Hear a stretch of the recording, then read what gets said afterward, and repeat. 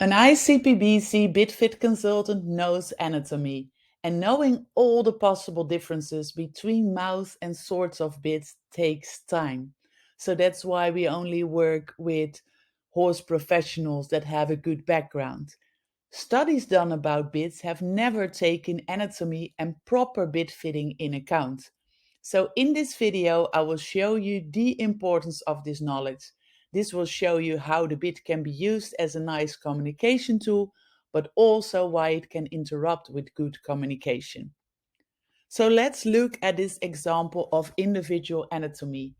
And this is an example of a well-fitted bit. So on the left, you see the horse in a real life horse, and on the right, you see a drawing.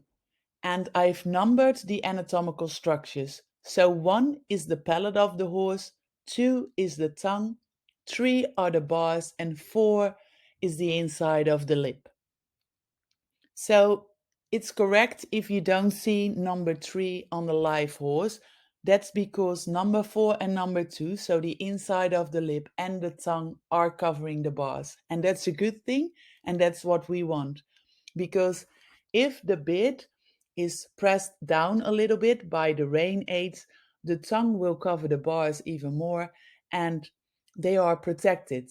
So in this picture, or especially in this drawing, you can see that all individual anatomy has almost similar shape of the bit. So what I mean is I have a high palate and I have a thick high tongue, and the port of the bit is also high.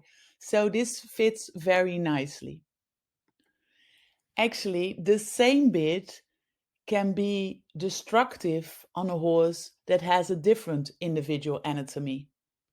So on this horse, and we are only looking at the drawing now, the palate is flat and also the tongue is flat and small. So what you see is that the port of the bit, the highest point of the bit, will actually hurt the palate when the mouth is closed.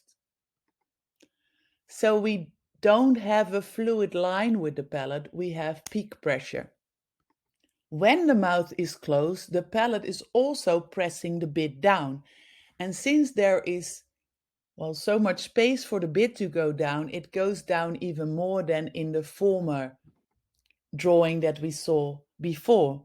So in this case, the small flat tongue is crawling up to fill up the port of the bit. And this leaves the bars exposed. So depending on the individual anatomy of the horse's lip, we'll see if the bars are still covered by the inside of the lip, because the tongue is not doing that anymore.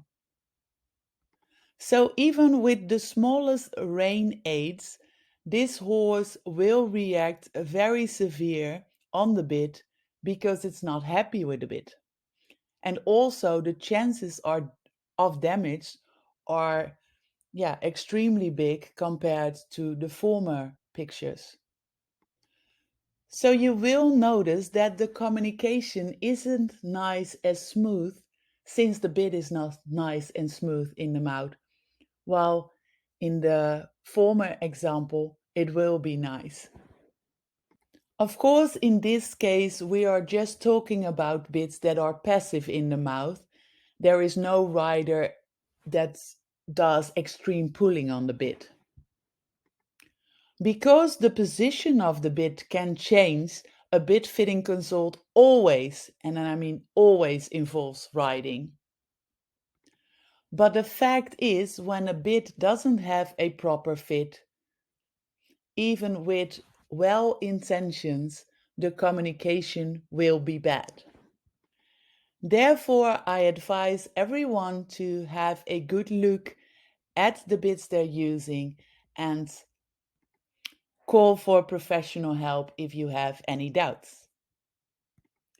So thank you for your time, and for more knowledge about connection on a bit related subjects, subscribe to follow.